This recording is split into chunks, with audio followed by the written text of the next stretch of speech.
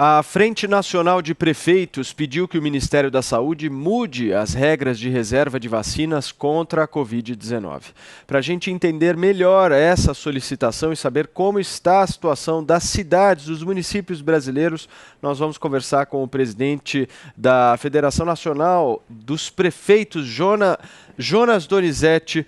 Bom dia, meu caro Jonas Donizete, o senhor está bem? O senhor me ouve bem? Bom dia para o senhor. Eu gostaria já de perguntar, Jonas, como é que está a situação dos equipamentos dos municípios brasileiros? O senhor deu uma declaração recente dizendo que já neste final de semana nós teremos problemas. O senhor confirma? Bom dia, Paulo. Bom dia, Lívia. Ouço bem. Bom dia aos ouvintes da PAN.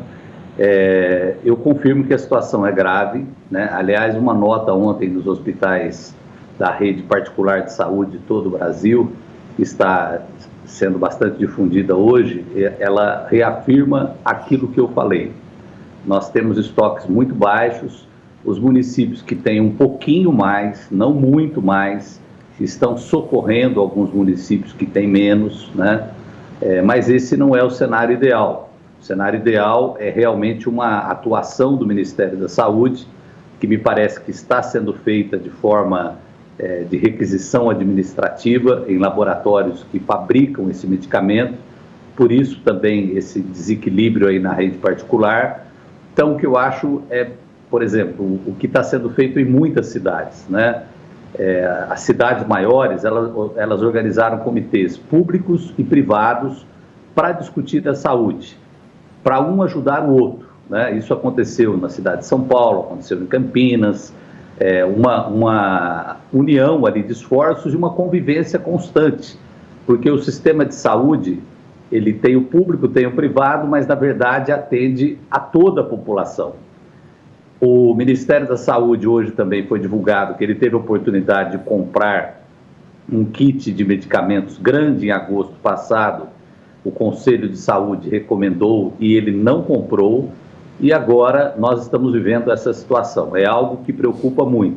Nós estamos falando de medicamentos sedativos e também do oxigênio. São as duas coisas que mais estão preocupando as cidades, os prefeitos e, por consequência, a população nesse momento do combate à pandemia. Jonas, bom dia. O senhor acabou de dizer que algumas cidades estão pedindo oxigênio para municípios, cidades vizinhas. Eu tenho aqui uma informação que Guaraciaba, no norte, no Ceará, Guaraciaba do Norte, perdão, que fica no Ceará, calcula que o oxigênio deve acabar em 48 horas. A minha pergunta é, como que têm sido as tratativas com o Ministério da Saúde? Está sendo assegurado oxigênio para essas cidades? No primeiro momento, o Ministério da Saúde tirou o corpo fora, né? Falou, não, oxigênio não é comigo, né? Só que dia 13 de março, a Anvisa, agora, né, uma semana atrás, ela publicou uma portaria pedindo uma relação de produção, de estoque de oxigênio de todas as fabricantes brasileiras. Se bem que nós temos poucas fabricantes e basicamente concentrada em uma delas, né? Então, se a Anvisa pediu esse relatório, é porque é de interesse e de responsabilidade do governo federal. Aliás, eu acho que a Anvisa, ela poderia muito bem nos dar esse relatório, porque daí, eu também, Lívia, eu confesso a você que eu gostaria de ter uma informação mais precisa. O que eu tenho de informação são os prefeitos que ligam para mim em busca de socorro. E eu posso dizer para você que não é só esse do Ceará. O prefeito de Petrolina me ligou na questão de medicamentos. Aliás, ele foi o primeiro, falou, Jonas, o problema de remédio para entubar, para os ouvintes compreenderem. Eu acho que todos já entenderam, mas são sedativos. O nosso corpo reage a todo corpo estranho. Isso é normal. Até dormindo a gente faz isso. E não é normal uma pessoa ser entubada. É claro que é para salvar a vida dela, mas é uma agressão ao organismo. Por isso, a necessidade desse medicamento sedativo para relaxar o sistema nervoso. Isso está acontecendo em todo o Brasil e volto a dizer para você, Lívia, eu acho que a gente carece, a gente sente falta de um relatório mais detalhado, tanto da Anvisa e também o Ministério da Saúde trazendo uma fala oficial. Nós estamos nesse momento de troca de ministros, mas o atual ministro já disse que não vai trocar a política do governo, né? Então a gente está meio que vendido nessa situação sem ter um norte a ser seguido. Jonas, o Ministério Público entrou com um pedido de troca de comando nesta pandemia, trocando o presidente Jair Bolsonaro pelo vice-presidente Hamilton Mourão. O senhor concorda com essa troca pedida pelo Ministério Público? Eu acho que foi o Tribunal de Contas da União, né, Paulo, que pediu. Mas, assim, a minha visão... Juntos, Jonas, o Ministério Público também? Junto ao TCU, ambos. Olha, eu vou dar aqui uma opinião. Eu acho o general Mourão uma pessoa muito mais equilibrada do que o nosso atual presidente, né? Em todos os sentidos, uma pessoa mais preparada. Agora, eleitoralmente, quem foi eleito presidente foi o presidente Bolsonaro, né?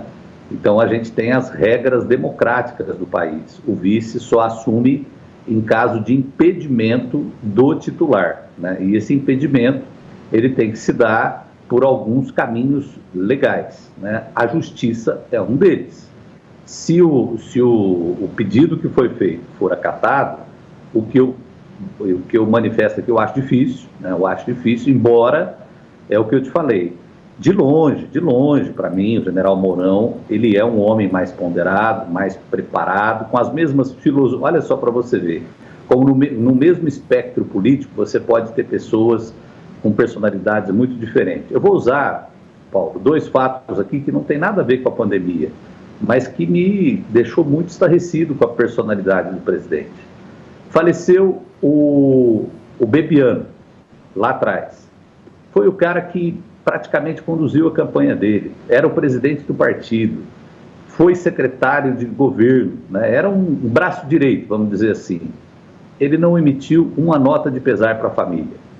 Agora, essa semana, falece o Major Olímpio, que é bem verdade, estava fazendo críticas, estava no momento de oposição, mas a morte, até nas civilizações mais antigas, muitas vezes se parava guerras para poder respeitar os mortos de cada lado. A morte, ela cria uma coisa de solidariedade. E o presidente não se manifestou em nenhuma dessas 2 vezes, como se isso fosse demonstrar uma fragilidade da parte dele. Então, ele se preocupa muito em agradar uma parcela da população que ele sabe que idolatra ele, né? Isso é um perigo para o político e para qualquer ser humano, porque tira ele da razão. Seja qual for a área da sua vida, quando você esquece da sua humanidade, né, das suas imperfeições, você se torna uma pessoa muito perigosa. E eu acho que isso tem acontecido com o nosso presidente. Então, eu acho que é um pedido que é difícil de ser levado adiante, mas eu tenho essa visão que o general Mourão é um homem mais equilibrado. Jonas, nós já tivemos a oportunidade de conversar outras vezes aqui na programação da Jovem Pan sobre o consórcio de vacinas que a Frente Nacional de Prefeitos está organizando, conseguiu muitas assinaturas. E a minha pergunta é a seguinte: agora a Frente Nacional de Prefeitos solicita que o Ministério da Saúde mude as regras de reserva de vacinas contra a Covid-19. Qual que é o modelo atual e como seria essa mudança? Essa foi também a primeira intervenção aí do Paulo. Foi muito bom você voltar ao assunto para a gente poder explicar para a população. Hoje, assim, o que acontece? O Ministério da Saúde, ele manda reservar a segunda dose, né? Fala, olha, aplica, eu vou te mandar 10 mil vacinas, você aplica 5 e segura 5. Agora, nós já temos um calendário, começamos a ter também uma produção própria no Brasil, né? Então, já existe condição de você ter... Isso daí tem 2 efeitos. O primeiro efeito, se eu tenho 10 mil e posso aplicar as 10 mil, eu vou imunizar o dobro de pessoas, né?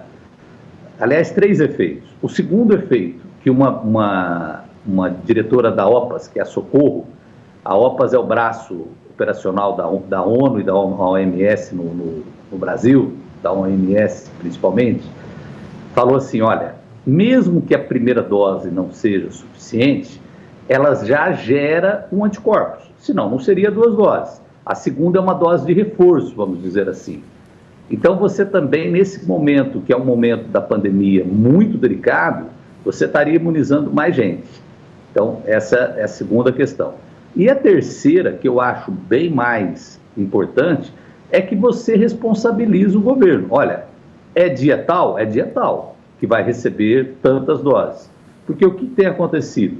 O governo está fazendo um calendário e está meio que, não, se não foi esse dia, vai em outro, vai na semana que vem. Então, nós precisamos ter uma responsabilização disso.